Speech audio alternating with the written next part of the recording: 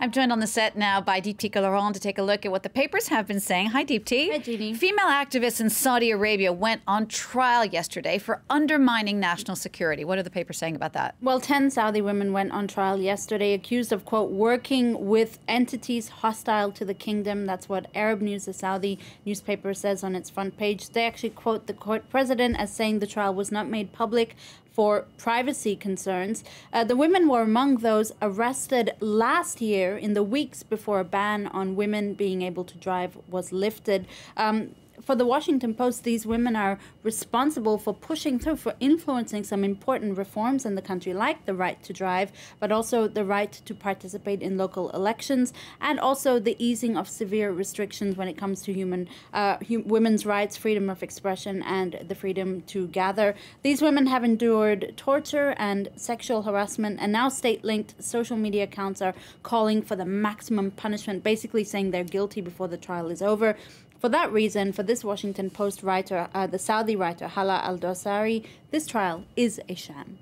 Meanwhile, in Iran, a women's rights activist there has been sentenced to 33 years in prison and 148 lashes. Yeah, that's right. Her name is Nasrin Sotoudeh. She's become a symbol of the fight against tyranny.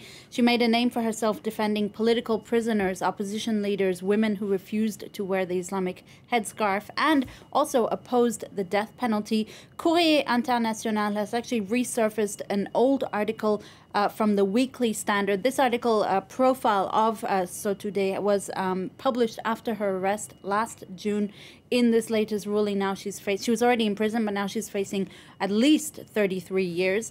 The New York Times editors can barely disguise their disgust for this ruling, deploring the work of a perverse dictatorship that knows full well what they're doing wrong with this decision. The editorial board calling on democratic governments and human rights organizations to make it clear to Islamist hardliners that, I quote, their kangaroo courts can fool no one. Now, from Sotoudeh's imprisonment to the assassination of a Brazilian city councillor, Marielle Franco, a year ago today. Yeah, that's right. The papers are full of very sad stories when it comes to women today. The LA Times explaining that Marielle Franco was a Rio de Janeiro city councillor. She was a vocal defender of human rights and had been ever since a friend was killed in a shootout accidentally between police and drug traffickers. She grew up in the favelas herself. She was very outspoken about violence. Just before her death, she'd been named head of a controversial federal commission looking into Rio's public security. Earlier this week, two former police officers were arrested for her assassination.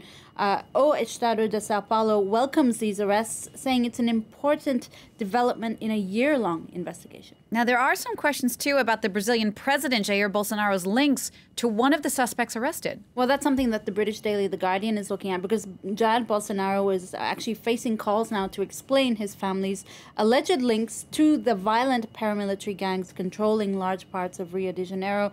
In particular, there was a photo that surfaced of him with his arm around one of the suspects.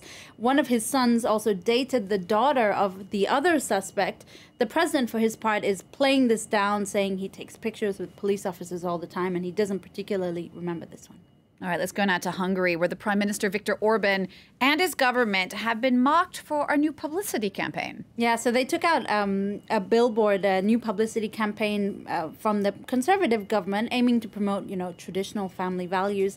Only problem is, though, some keen-eyed people noticed that the ad features a couple that were in the 2017 distracted boyfriend meme.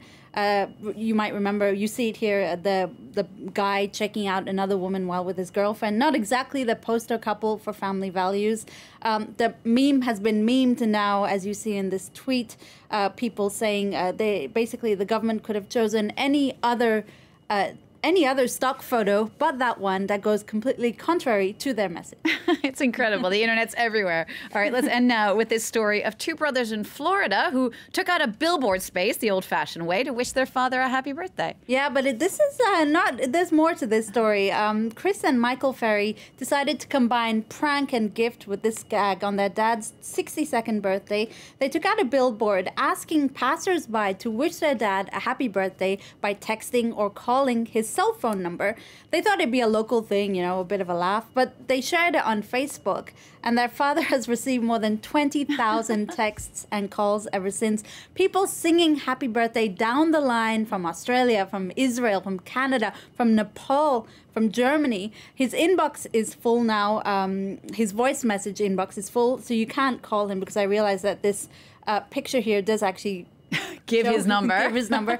Don't bother. He can't answer anymore. He's also had to change his number. But he seems to be taking good spirit, because his son said next year they're going to get an even bigger billboard for his birthday. Hey, you can never have too many people wishing you happy birthday. Dipti, thank you for that. Dipti Calderon for that look at the press review today. Don't forget, you can get a closer look at the press review, of course, on our website. That address, france24.com.